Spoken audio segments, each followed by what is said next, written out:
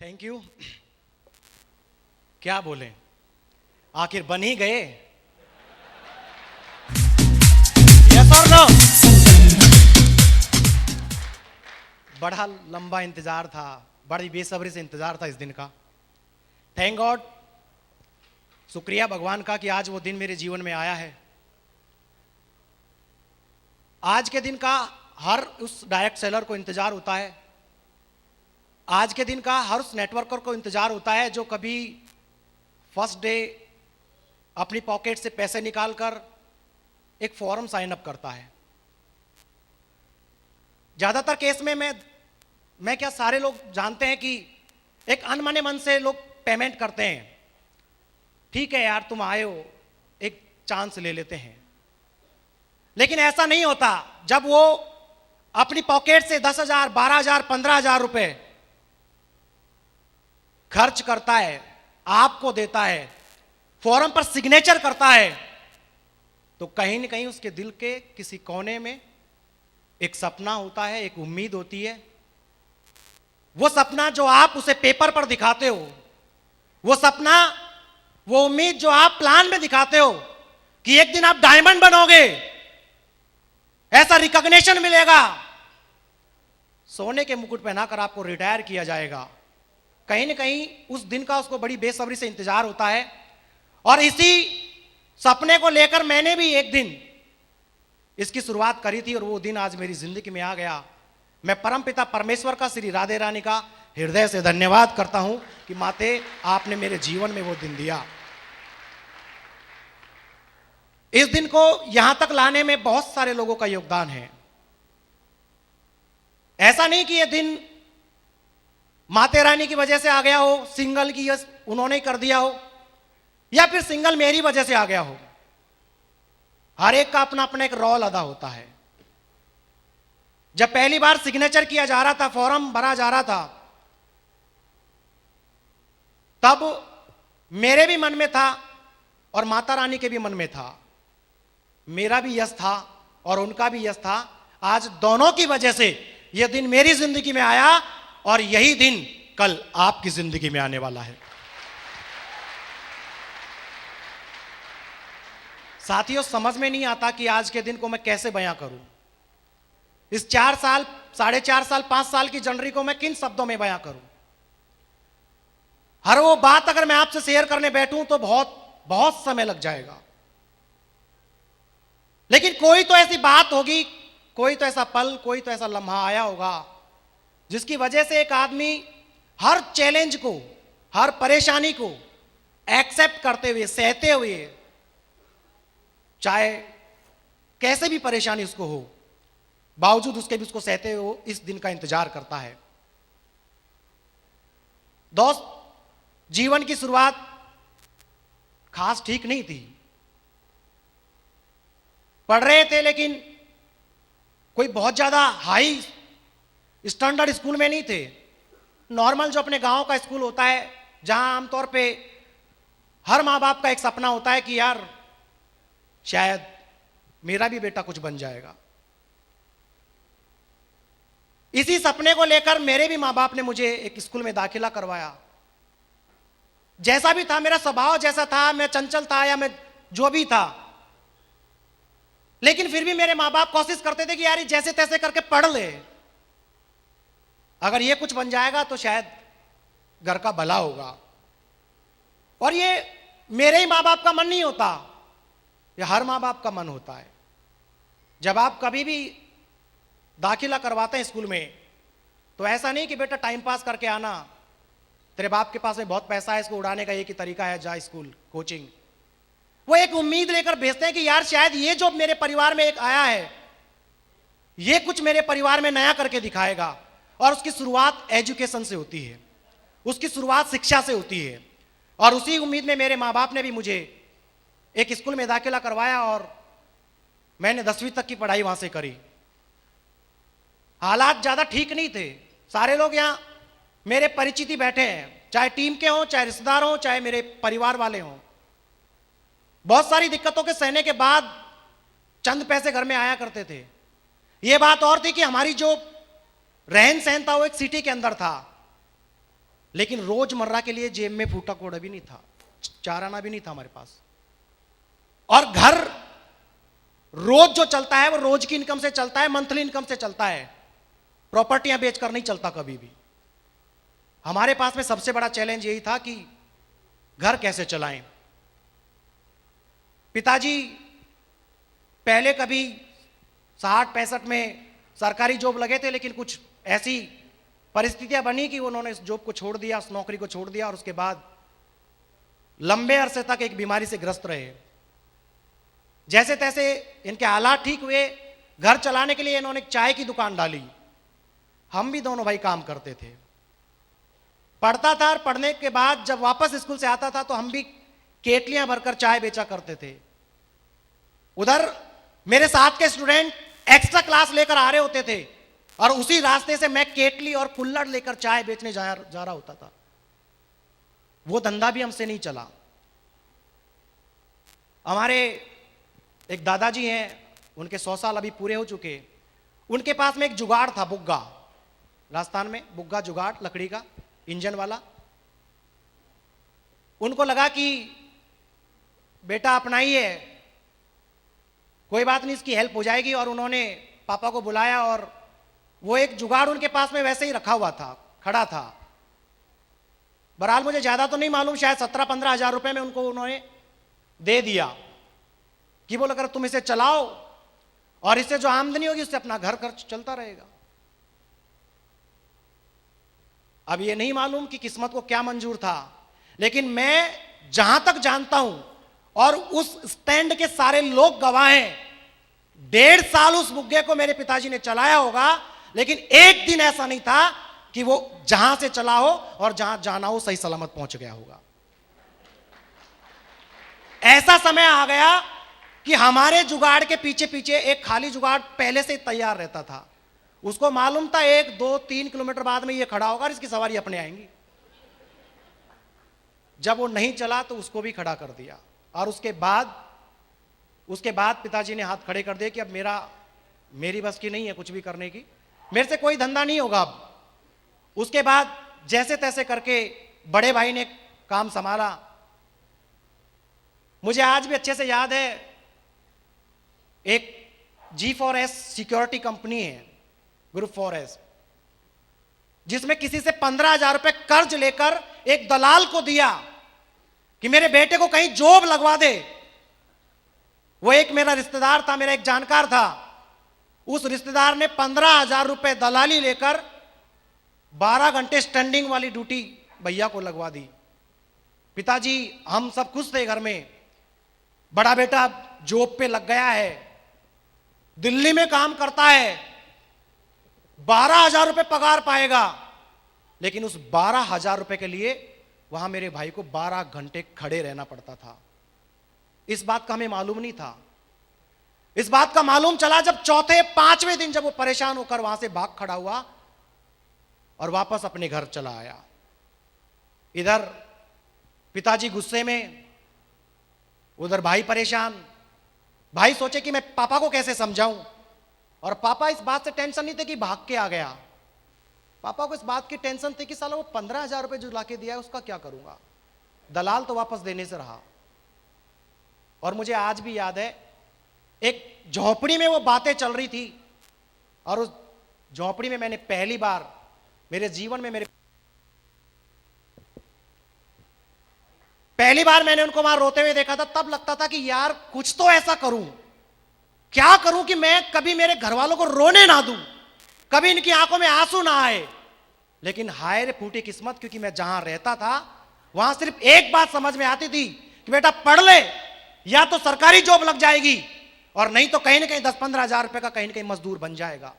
उसके अलावा और कोई हमारी सोसाइटी में ऐसा कोई समझाने वाला, बताने वाला था ही नहीं कहीं। यही था। जिंदगी धीरे धीरे आगे बढ़ी, और आगे बढ़े। दोस्त से मुलाकात हुई, पता नहीं इनको कैसे दया आई, और उन्होंने मुझे सजेस्ट किया कि यार वैसे तो बढ़िया जो वर्ग होता है गुजरों से थोड़ा कम ही रिलेशन रखता है, लेकिन ये मेरे बचपन के फ्रेंड थे, इन्होंने थोड़ी सी दया दिखाते हुए मुझे बिठाकर समझाया कि बोलकर देख बेटा बात ऐसी है, आने वाला जमाना जो है वो मोबाइल का जमाना होने वाला है, और अगर इस टेक्निक को रिपेयर करने का काम तुमने सीख लिया तो तुम अपना गुजर बसर कर सकते हो।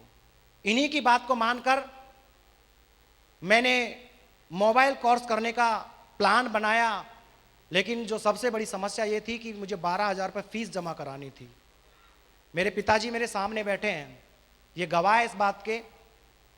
जब मैंने इनसे बिठाकर कहा कि मुझे कुछ सीखना है, मुझे कुछ करना है, तो जैसा कि आपके हमारे संग में होता है ना, मेरे चाचा ने भी करी थी, मेरे फुप्पा ने भी करी थी, मेरी बुआ ने भी करी थी, कुछ नहीं होता। ऐसे मेरे पापा ने भी मेरे को बहुत सारे एग्जाम्पल दिए। देख तेरे फला चाचा का लड़का कंप्यूटर कोर्स करके बैठा, देख तेरे फला ताऊ का लड़का ITI करके बैठा, एक वो तेरा भाई खुद होटल मैनेजमेंट करके बैठा, किसी का कुछ हुआ, तू भी ऐसे मेरे 12-13 हजार रुपए का चूना लगा के आएगा, कुछ नहीं होता। वो उनकी जगह सही थे क्योंकि उनको माहौल ऐसा ही मिला हुआ था, जहां देखा वहां असफल लोगों की संख्या थी। लेकिन मैं जो करना चाह रहा था वो कैसे बताऊं, किन शब्दों में बयां करूं कि मैं मेरी जिंदगी में कुछ करना चाहता हूं, कुछ बनना चाहता हूं। जब सारे दरवाजे बंद थे, जब 2 शख्स थे ऐसे जिन्होंने दरवाजे खोले। पहला शख्स मेरे मामा श्री मोहनलाल गुजर साहब। मैं उनके पास अलवर गया, और सच बताऊं दोस्तों, मेरे मामा फ्रूट का रेडी लगाते हैं। रेडी जानते हैं, फुटपाथ पे जो ठेली लगाते हैं, फुटपाथ पर ठेली लगाकर फ्रूट बेचने का काम करते हैं। लेकिन मैं सलाम करता हूं, सलाम ही नहीं, मैं आज हृदय से प्रणाम करता हूं कि उस शख्स ने एक बात कही कि देख तेरे 12,000 का जुगाड़ तो नहीं है, लेकिन ये 5 ले जा, अगर जीवन में कुछ बन जाए तो दे देना, नहीं तो आप पूरी जिंदगी तेरे से कुछ मांगूंगा नहीं। एक दरवाजा खुला, 5 लिए, फीस जमा कराई। उस समय एक स्टूडेंट मिला जिसने मुझे समझाया कि जब तुम यहां आते हो तो रास्ते में चलते चलते लोगों से कांटेक्ट करो और मोबाइल लेकर आया करो। जो सीनियर स्टूडेंट है वो रिपेयर करेंगे फ्री में, और जब वहां दोगे तो पैसा मिलेगा। आने जाने का खर्चा उससे निकालने लगा। लगभग दीपावली के आसपास का टाइम था, और 7 दिन की कॉलेज ने छुट्टी दी, लेकिन मैं 1 महीने तक नहीं गया। मैं किसको बताता कि मैं क्यों नहीं जा पा रहा। सारे दरवाजे बंद थे। एक मामा था, उनसे भी ले लिया। एक और दरवाजा खुला जो शायद मेरे बचपन से और पापा की जवानी से लेकर अब तक आज भी इनके खून के भाई से भी ज्यादा गहरा रिलेशन अगर कोई है, उस शख्स का नाम है नरसीराम सैनी, जो महज एक दुकानदार हुआ करता था, किराए पे रहता था हमारे बाहर ही। जब उसने मुझे देखा, पूछा क्या हुआ, तुम तो कहीं जाते थे जयपुर जयपुर। उनके पास बैठा, उनको समझाया कि अंकल जाता तो हूं, लेकिन अब सेकंड इंस्टॉलमेंट देने के लिए मेरे पास पैसा नहीं है, मैं कहां से भरूं उस पैसे को। उस शख्स ने दूसरा दरवाजा खोला और मुझे 5,000 रुपए दिए और कहा कि 2,000 का जुगाड़ कहीं और से कर, मैं 5 तुझे दे सकता हूं, और ये जब तेरी मर्जी हो तब मुझे लौटा देना, नहीं तो मैं किराए में से काट दूंगा। और वो 5 लेकर मैं अजमेरा कॉलेज गया, और अजमेरा कॉलेज के प्रिंसिपल से बोला कि सर, अगर जीवन में कभी हृदय से किसी का भला करना चाहते हो तो ये 2,000 का माफीनामा मुझे दो, मेरे पास सिर्फ इतना ही है देने को। इसकी एवज में चाहे आप मुझे सर्टिफिकेट मत देना, चाहे और कुछ मत देना, लेकिन मेरे पास इससे ज्यादा पैसा देने को नहीं है। और कहते हैं कि जब सच्ची शिद्दत से किसी को चाहा जाए तो पूरी कायनात आपका साथ देती है। और उस अजमेरा कॉलेज के प्रिंसिपल ने मेरे 2,000 रुपये माफ करे, मैंने कोर्स सीखा। 6 महीने मैंने जयपुर में काम किया। उसके बाद जब कहीं काम नहीं मिला तो फिर दोबारा इन्हीं की दुकान पर 1.5 साल मैंने नौकरी करी, और फिर इन्होंने ही मुझे बांदीकुई शहर में एक छोटी सी दुकान, जिसे हम मोबाइल हॉस्पिटल के नाम से जानते हैं, वो दुकान खुलवाई, और साथियों वहां से मेरा जीवन चलना शुरू हुआ। दुकान खुलने के बाद काम अच्छा, मोबाइल रिपेयरिंग, हाथ लगाने के पैसे पानी में गिर गया, सुखा दो उसके पैसे, खूब काम करता था। 15-20 हजार रुपये महीना कमाने लगा, जिंदगी ठीक ठाक चलने लगी। ठीक ठाक जिंदगी चली रही थी कि अचानक एक और दलाल आया, और उसने कहा कि बोलकर अगर तुम जीटी का काम ले लोगे ना तो तुम्हारी इनकम 10 गुना बढ़ जाएगी। लालच किसको नहीं होता? 10 गुना डबल हो जाए तब भी चलेगा। बताओ जी करना क्या है? एजेंसी लेना है, इसकी डिस्ट्रिक्ट का काम लेना है, सेल्स का, सर्विस का, ट्रेनिंग का काम आपको मिल जाएगा और खूब पैसा कमाओगे। 1.5 लाख रुपए नॉन रिफंडेबल सिक्योरिटी जमा कर ली, उसके बाद सेटअप वेटअप में पैसा खर्च कर दिया, प्रचार प्रसार किया। मेरे अंकल है, इन्हीं की दुकान में मैंने दुकान किराए पे ली, पूरा सिस्टम लगाया। 4 महीने में एक अठन्नी नहीं कमाया, आखिरकार उसको बंद करना पड़ा और वापस चला गया उसी मोबाइल हॉस्पिटल पे और जीवन जीने लगा बढ़िया से। 2013 में बेटा हुआ, खुशियां बहुत थी कि बेटा हुआ है। एक बेटी के बाद में मधुर अस्पताल में सारे लोग, 1 बजे के तकरीबन डिलीवरी हुई, सिजेरियन। शाम को नालगढ़े का प्रोग्राम हमारे राजस्थान में आमतौर पे सब जगह से होता ही है। शाम को नालगढ़े का प्रोग्राम चल ही रहा था, खुशियां चल रही थी, लड्डू बांटे जा रहे थे, सारे लोग खुश थे। हमें मालूम नहीं था कि काल हमें घेरने वाला है। सब लड्डू खा रहे थे, गीत चल रहे थे। अचानक फोन आया कि तुम सबसे पहले हॉस्पिटल पहुंचो। सोचा कि वैसे ही कॉल कर रहे होंगे, शायद पार्टी वार्टी मांग रहे होंगे, स्टाफ को मीठा मीठा खिलाने के लिए कह रहे होंगे। नजरअंदाज किया 10 मिनट, लेकिन दोबारा कॉल आया डॉक्टर साहब का और कहा कि बोलकर मैं समझा रहा हूं, समझ नहीं रहा क्या तू? सबसे पहले हॉस्पिटल पहुंच। और जैसे ही ये बातें हुई, कुछ लोग और हमारे साथ हॉस्पिटल पहुंचे और जब हम हॉस्पिटल पहुंचे तो एम्बुलेंस बाहर तैयार खड़ी थी और सिर्फ हाथ पकड़कर एम्बुलेंस में धकेल दिया, गेट बंद कर दिया, जाओ जयपुर। समझ में ही नहीं आ रहा क्या हो रहा है ये। देखा एम्बुलेंस में मैडम लेटी हुई थी, वो डॉक्टर जो सिजेरियन, जिसने सिजेरियन सर्जरी करी थी वो उसमें था, हॉस्पिटल का स्टाफ उसमें था, वो भी रो रहे थे। और उधर देखा तो madam on table death condition में, सारा ब्लड उनका बह गया था। समझ में नहीं आया। आदरणीय अंकल जी साथ में थे, डॉक्टर साहब की गाड़ी में बैठकर ये आगे आगे, एम्बुलेंस में पीछे पीछे। लाइफ लाइन एक हॉस्पिटल है जयपुर जगतपुरा में, उसमें पहुंचे और पहुंचने के बाद जब हमने उनको एडमिट कराया तो उन्होंने तो कह दिया कि बोलकर ये तो काफी देर पहले ही एक्सपायर होगी, तुम कहां लाए हो इसको। लेकिन डॉक्टर जानता था कि शायद कोई अनहोनी घटना घट जाएगी। डॉक्टर ने उम्मीद नहीं छोड़ी। डॉक्टर संग में था और उसने कहा कि बोलकर चिंता मत कर, चाहे कुछ भी करना पड़े, अगर दुनिया में अगर इसका इलाज है ना तो कहीं से भी करवाऊंगा, लेकिन करवा के लाऊंगा, तू चिंता मत कर, मैं तेरे साथ में हूं। और लाइफ लाइन हॉस्पिटल में उनको एडमिट किया और 27 दिन आईसीयू में रहने के बाद, तकरीबन 8-10 लाख रुपए खर्च करने के बाद इनको जीवन दान मिला। और उस समय जिंदगी के सारे सपने टूट गए थे।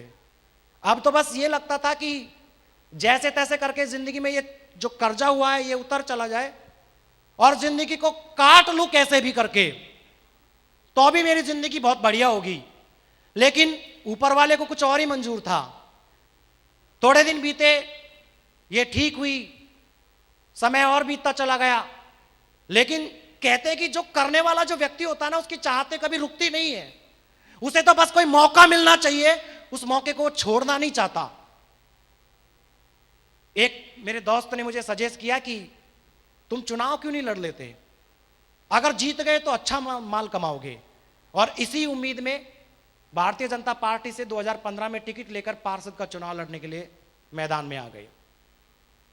मेरे चाचा के सपुत्र मेरे साथ आज यहीं बैठे हैं, हम सगे भाई।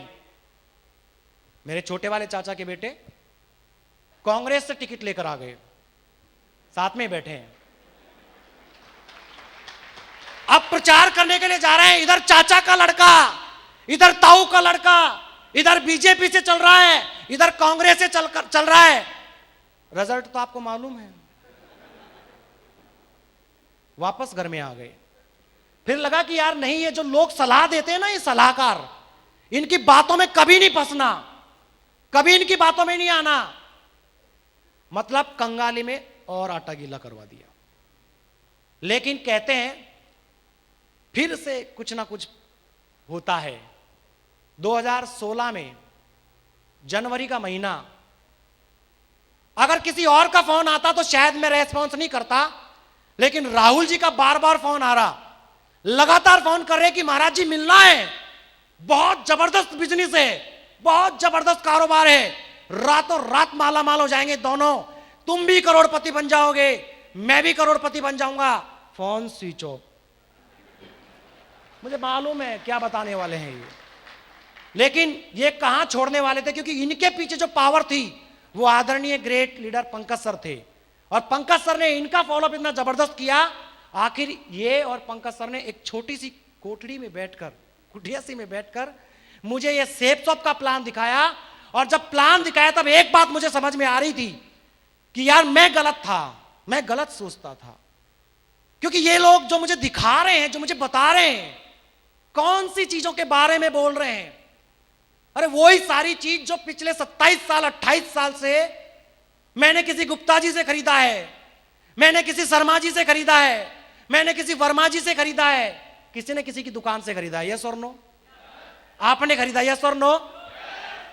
मुझे और समझ में नहीं आया, लेकिन एक बात समझ में आ रही थी कि सारी चीजें मैंने जीवन में खरीदी है, और मैं कुछ बोल पाता उससे पहले ही सर ने पूछ लिया, क्या लगता है दोबारा खरीदोगे कि नहीं खरीदोगे? मैंने कहा साहब खरीदेंगे तो सही। और उस समय इन्होंने एक ही बात बताई कि अगर वहां से नहीं लेकर यहां से खरीदते हो तो जिंदगी बहुत बड़ी बन सकती है और लाखों रुपए महीना कमा सकते हो। उस समय सर और मैं एक ही बात सोचा करते थे कि 10-12 साल दुकान करते करते हो गए, लाखों रुपए कमाते किसी को नहीं देखा। बाढ़ में जाए लाखों रुपए, 20,000 का जुगाड़ दुकान कर देगी। अगर ये कह रहे हैं लाखों रुपए की, अगर 20,000 का जुगाड़ भी अगर सेफ शॉप से हो जाए तो कम से कम एक 4th ग्रेड के कर्मचारी तो बन ही गए। यस और नो? एक छोटी सोच के साथ में इस कारोबार को शुरुआत हमने भी कर दी, और इसकी शुरुआत करने के बाद आदतें नहीं बदल पाए, संगत नहीं बदल पाए, और जब आदतें और संगत नहीं बदल पाए तो इस बिजनेस में कुछ नहीं हुआ। एक समय था कि जब 2 लोगों ने तो उम्मीद छोड़ दी थी कि इस नालायक को तो यही रहने तो कचरे में ही, ये कुछ नहीं कर सकता, लेकिन एक शख्स को पूरा भरोसा था, और वो कोई और नहीं, आदरणीय राहुल गुप्ता जी। मैं चाहूंगा एक बार जोरदार तालियां होनी चाहिए, धमाकेदार तालियां होनी चाहिए एक बार इनके लिए। Thank you. ये इस बात को जानते थे कि जिस शख्स के बारे में मैं बात कर रहा हूं उसकी पावर को मैं जानता हूं, उसकी कार्यशैली को मैं जानता हूं, शख्स को मैं जानता हूं। अगर एक बार पागलपंती आ गई, अगर एक बार क्रेजीपन आ गया ना, तो ये भी डायमंड बनकर दिखाएगा। और इनके इसी विश्वास के बाद मैंने काम करना शुरू किया, धीरे धीरे करता रहा, और आज इनका वो विश्वास पूरा हुआ। थैंक यू सर, बहुत बहुत धन्यवाद। अगर आप वो विश्वास नहीं करते तो सर ने और दीपक जी ने तो उम्मीद छोड़ दी थी मेरे से। ये नालायक है, ये नालायक ही रहेगा, ये कुछ नहीं कर सकता। मेरे दोस्त, 29 मार्च 2016 का वो दिन मेरी जिंदगी में फिर आया एक बार, जब मुझे जबरदस्ती एक बस में बिठाकर इसी जेपी पैलेस में, यहीं शायद कहीं खड़ा था मैं, और उस समय एक डायमंडशिप का प्रोग्राम चल रहा था, और वो कोई और नहीं, हम सबके ग्रेट मेंटर आदरणीय श्री धर्मवीर सर की डायमंडशिप का प्रोग्राम चल रहा था। ये सारा सेटअप देखा, सब कुछ देखा। एक LIC और जिम चलाने वाला व्यक्ति, एक LIC और जिम चलाने वाला व्यक्ति डायमंड बन गया, इतना बड़ा रिकॉग्निशन मिल गया, लाखों रुपए कमा गया। उस समय लगा कि अब इस बिजनेस में दम है, कुछ करना चाहिए। साथियों, 29 मार्च 2016 के दिन इसी हॉल में बैठकर ऐसे ही एक शख्स को डायमंड बनते देखकर, उनको बोलते देखकर यही कसम खाई थी कि साला चाहे कुछ भी हो जाए, अगर एक बाप की औलाद है महाराज, तो इसी हॉल में यहीं पर 4 साल के भीतर अपनी डायमंडशिप लेकर दिखाएंगे। और वो मैंने करके दिखाया। यस और नो? आज इस हॉल में बहुत सारे लोग बैठे हैं, कांप रहे होंगे अंदर से, करके दिखाऊंगा। इसी हॉल में कुछ लोग बैठे होंगे, कब बोलेगा तू, कब जाएगा। एटीट्यूड अपना अपना है। खून बह रहा था रगों में एकदम तेज धार से, बस सर छोड़ दो यहां से, अब बहुत सुन लिया, अब तो फील्ड में जाना है, काम करना है। लेकिन थोड़े समय तो काम किया, एक समय के बाद थोड़ा सा सुई लगा दिया किसी ने, नहीं इसमें कुछ नहीं होता, कुछ नहीं मिलेगा आपको, और मैं भी रुक गया था साथियों। लेकिन कहते हैं अगर किसी व्यक्ति के पीछे काम करने का एक स्ट्रांग कारण होता है तो दुनिया में उसे फिर कोई प्रॉब्लम नजर नहीं आती, सब चैलेंज नजर आते हैं, और उस चैलेंज को वो एक्सेप्ट करते हुए आगे बढ़ता है और एक दिन यहां पहुंचता है। मुझे एक पल याद है आज भी, एक डायमंड शिप में देख रहा था, और एक डायमंड शिप में एक डायमंड साहब बता रहे थे, उन्होंने एक टास्क दिया था मुझे। हॉल में तो 2000 लोग थे, लेकिन मैं मेरी क्यों कह रहा हूं, क्योंकि जब वो बात कर रहे थे तो सिर्फ इस हॉल में मुझे लगा कि सिर्फ महाराज बैठा है और कोई नहीं है।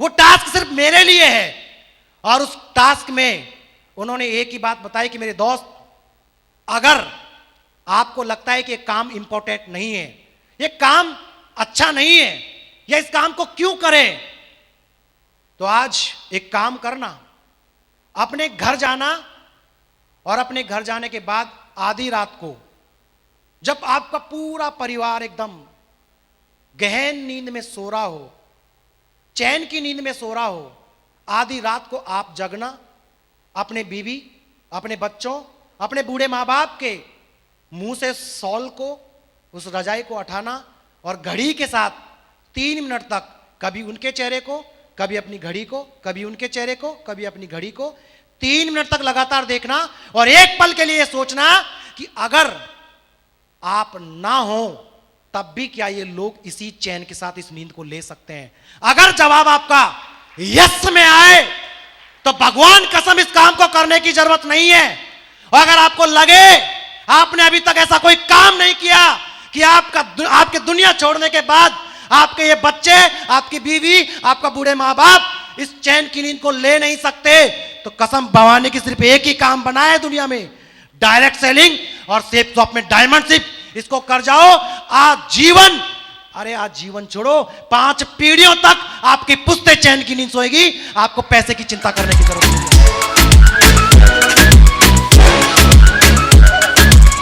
Thank you. और एक बात, जब हम हॉस्पिटल में 1 महीना बिता रहे थे, उस समय नीचे ऐसे लेटे हुए थे, आदरणीय अंकल जी बैठे थे, मेरे ससुर साहब मेरे साथ में थे, काफी सारे लोग थे। अंकल ने, मुझे नहीं मालूम, शायद मजाक में कहा होगा, मे भी सीरियस कहा होगा, अंकल ने एक बात कही कि बोलकर, ठेठ देहाती भाषा में सुने, बोला करे छोरा एक बात बता, अरे ये तो तेरी बीवी थी, तेरी घरवाली थी, ये हॉस्पिटल के अंदर है, तू हॉस्पिटल के बाहर है, ये आईसीयू में है, तू तो जुगाड़ कर सकता है। अगर ये उल्टा हो जाता, अगर इसकी जगह तू आईसीयू में होता और तेरी बीवी बाहर होती, तो सच बता क्या ये इतने 10 लाख का जुगाड़ कहीं से कर पाती क्या? आप बताओ, कर पाती क्या? उस समय लगा कि यार बात तो सही है, अरे ये तो मैं बाहर था, मैं कहीं भी जाकर ला सकता था, किसी से भी मांग सकता था, लेकिन अगर यही घटना मेरे साथ घट जाए, परिवार के किसी मुखिया के साथ घट जाए, तो बेचारी ये कहां जाती, किससे पैसा मांगती, किस तरीके से मांगती, लोग क्या सोचते, क्या कहते। उस समय एक बात लगती थी कि दुनिया में पैसा तो कमाना है, चाहे कुछ भी करना पड़े, लेकिन ऑप्शन नहीं मिल रहा था, रास्ता नहीं था कोई भी। कहां से कमाऊं? दुकान से? रात को 10 बजे तक बैठ लो तब भी 20,000 से ज्यादा नहीं आता था। उस समय एक बात समझ में आई जब डायरेक्ट सेलिंग में आया तब, कि अगर दुनिया में पैसे वाला बनना है तो मनी पावर के पीछे मत भाग। अरे जिस दुनिया में तुम रह रहे हो उस दुनिया में मैन पावर के पीछे जो भागा है, दुनिया में वही मनी पावर को जानता है और वही मनी पावर कमा सकता है।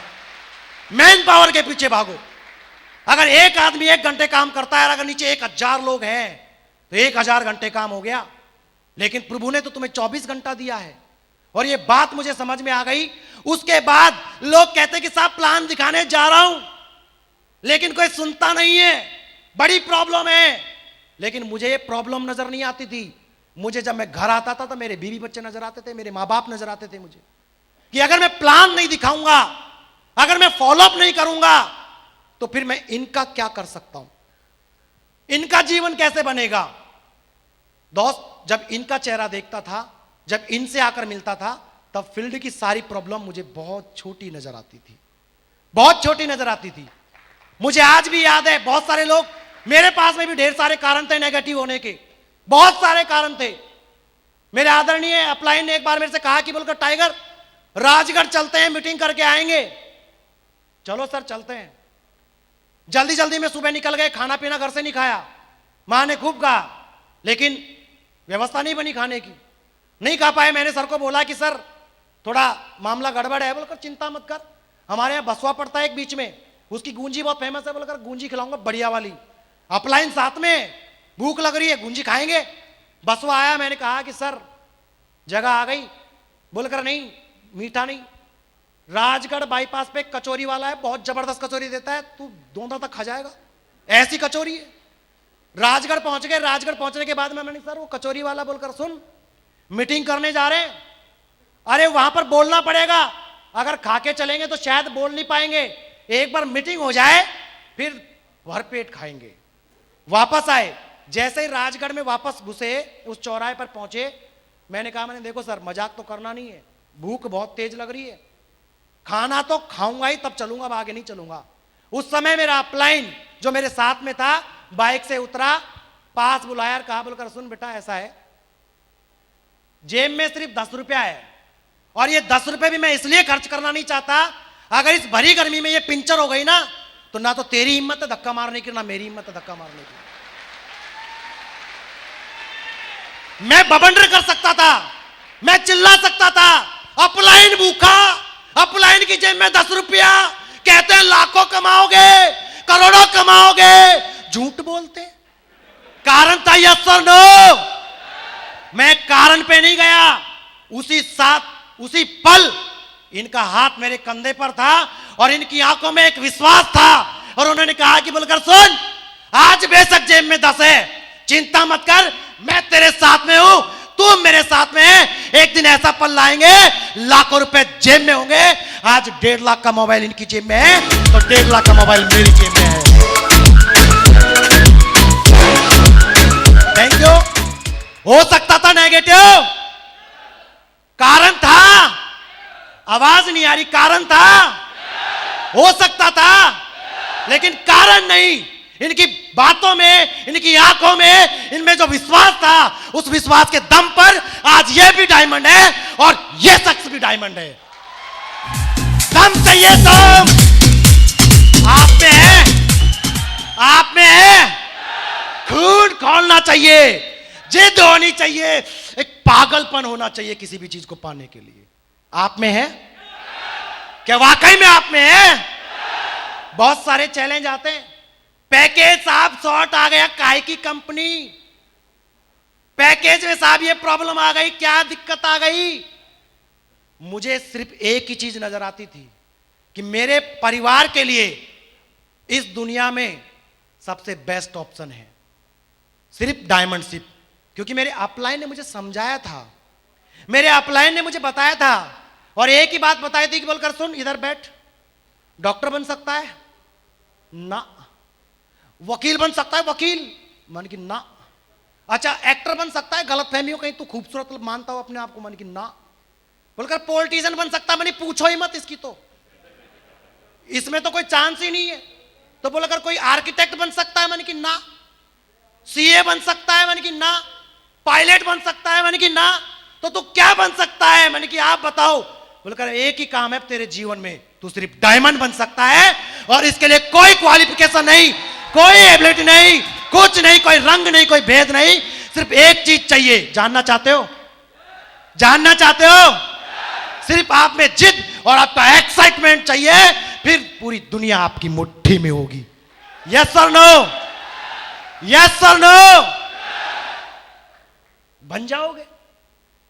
प्रॉब्लम को मत देखो, हर धंधे में प्रॉब्लम है, हर धंधे में दिक्कत आती है, लेकिन यहां जब अचीवमेंट इतना बड़ा है, रिकॉग्निशन इतनी बड़ी है, फिर प्रॉब्लम मुझे इतनी छोटी नजर आती है। कहां प्रॉब्लम नहीं होती सर, कई बार बताते हैं अक्सर, एक बार एक आदमी था, मेरी तरह ही था, सूट बूट पहन के निकल रहा था घर से, अपनी कंपनी में जा रहा था, अपनी बढ़िया गाड़ी निकाली चमचमाती, रास्ते पर देखा एक किनारे पर एक गर्भवती महिला दर्द के मारे थोड़ी कर्रा रही थी, तो इंसानियत जागी और उसने कहा कि बोलकर थोड़ा हेल्प कर देनी चाहिए। वो बेचारा रुका और उसने महिला से पूछा कि मैं क्या आपकी कोई मदद कर सकता हूं? तो उन्होंने कहा कि मुझे हॉस्पिटल आप एडमिट करा दें। वो बेचारा इंसानियत के नाते उस महिला को अपनी कार में बिठाकर हॉस्पिटल में ले गया।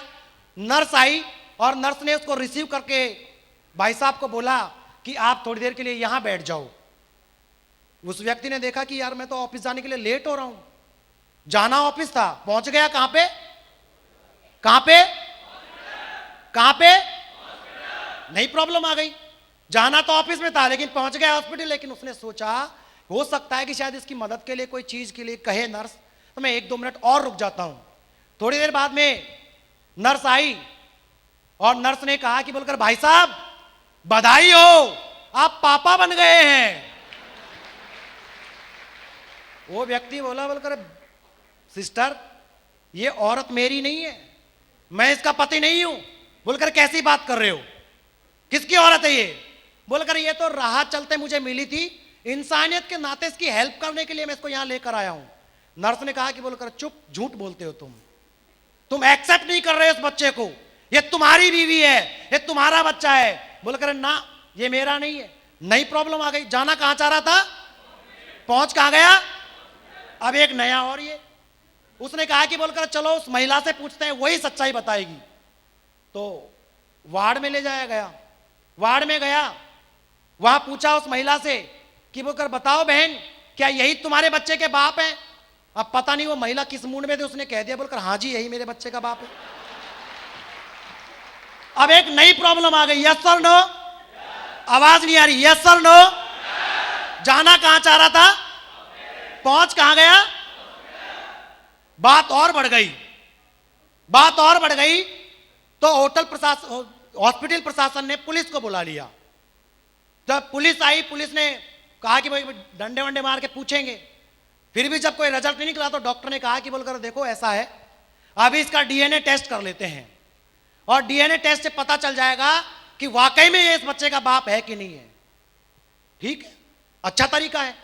टेस्ट हुआ, टेस्ट होने के बाद एक कोने में बैठा था, नर्स आई, हंसते हुए आई, बोलकर सर आप सही कह रहे थे, आप ईमानदार थे, वो लेडी झूठी थी, आपका बच्चा नहीं है। आपकी डीएनए रिपोर्ट में तो ये आया है कि आप कभी बाप ही नहीं बन सकते।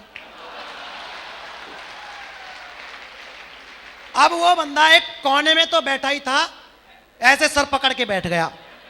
पूरा हॉस्पिटल एकदम खुश, अरे हाँ ये आदमी सही था, ये औरत झूठ बोल रही थी। सारा हॉस्पिटल एकदम खुश हो गया। उस नर्स की नजर उस व्यक्ति पे पड़ी। नर्स आई, बोलकर सर अब तो ये क्लियर हो गया कि ये बच्चा आपका नहीं है, अब क्यों रो रहे हो? उस व्यक्ति ने क्या कहा, जानना चाहते हो? चाहते हो? ऐसे नहीं बताएंगे, चाहते हो? उसने कहा कि बोलकर मैडम मैं इस बात के लिए नहीं रो रहा कि ये बच्चा मेरा है कि नहीं है, मैं तो इस बात के लिए रो रहा हूं कि घर में जो 2 खेल रहे हैं वो किसके हैं। प्रॉब्लम कहीं भी आ सकती है, लेकिन अगर आपका टास्क बड़ा है, आपका लक्ष्य बड़ा है, अगर आपके ड्रीम बड़े हैं, तो फिर प्रॉब्लम बहुत छोटी होती है। दोस्त, जीवन में कभी भी बहुत सारी प्रॉब्लम आई, बहुत सारे चैलेंज आए, लेकिन कभी भी उन प्रॉब्लम्स को मैंने देखा नहीं, सिर्फ सॉल्यूशन का काम किया।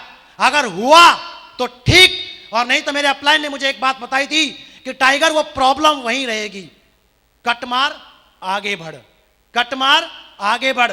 अरे जब तुम चलते चले जाओगे, एक दिन शिखर पर होंगे, उस मंजिल से देखोगे वो प्रॉब्लम आपको वहीं छोटी सी नजर आएगी और आप उस शिखर पर होंगे, लोग तालियां बजा रहे होंगे, सल्यूट कर रहे होंगे और एक दिन आप लाइफ को एंजॉय कर रहे होंगे। यस और नो, यस और नो।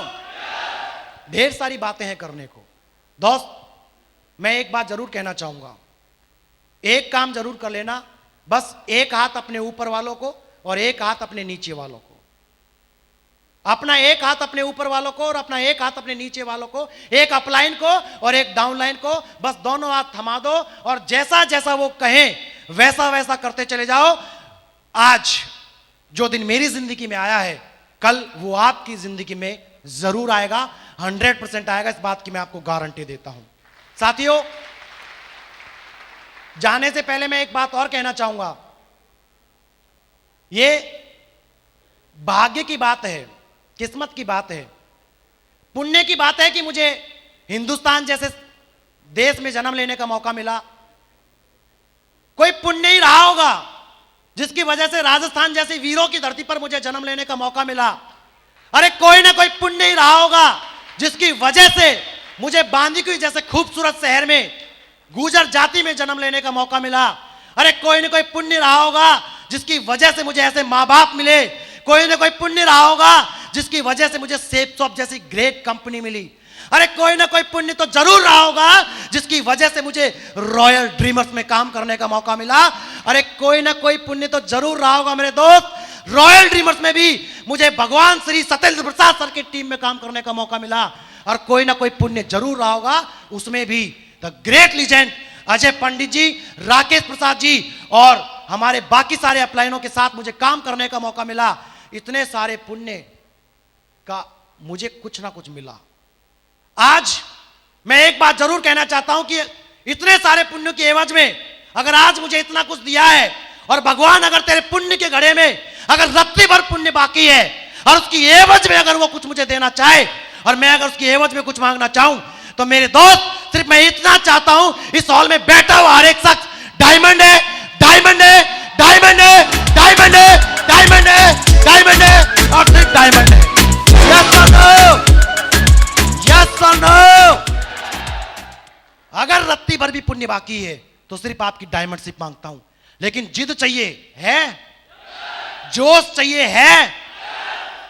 आज जो दिन मेरी जिंदगी में आया है वो कल आपकी जिंदगी में आए, ऐसी शुभकामनाएं मेरी, आप मेरी डायमंडशिप में आए, मेरे सेलिब्रेशन में आए। आप लोगों ने आकर जो 4 चांद लगाए हैं, इस खुशी में मैं सच कहूं हृदय से मैं आप सभी का धन्यवाद करता हूं। और अपनी बात को समाप्त करने से पहले मैं जरूर 4 लाइन कहना चाहूंगा। दोस्त, इस दुनिया में कुछ भी परमानेंट नहीं है। बहुत सारे लोग गारंटी मांगते हैं जबकि गारंटी खुद की भी नहीं है। वो लिखने वाला तो लिख सकता, मुखराज जी कई बार कहते हैं ला स्टाम्प पेपर ला, मैं लिख के देता हूं, लेकिन तू दूसरा ये ला कि तू इसको पूरी करने के लिए तू खुद रहेगा। खुद का पता नहीं है। मैं जरूर कुछ कहना चाहूंगा, इस दुनिया में कुछ भी परमानेंट नहीं है। इज्जतें, शोहरतें, उल्फतें, चाहते सब कुछ तो इस दुनिया में रहता नहीं। इज्जतें, शोहरतें, उल्फतें, चाहते सब कुछ तो इस दुनिया में रहता नहीं। आज मैं हूं जहां कल कोई और था। इज्जतें, शोहरतें, उल्फतें, चाहते सब कुछ तो इस दुनिया में रहता नहीं। आज मैं हूं जहां कल कोई और था। अरे ये भी एक दौर है, वो भी एक दौर था।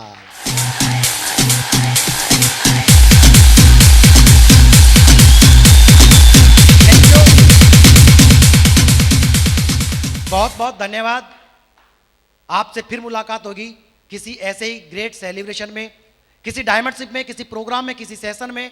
तब तक के लिए बस दुआ में याद रखना। Thank you very much. धन्यवाद, धन्यवाद, थैंक यू।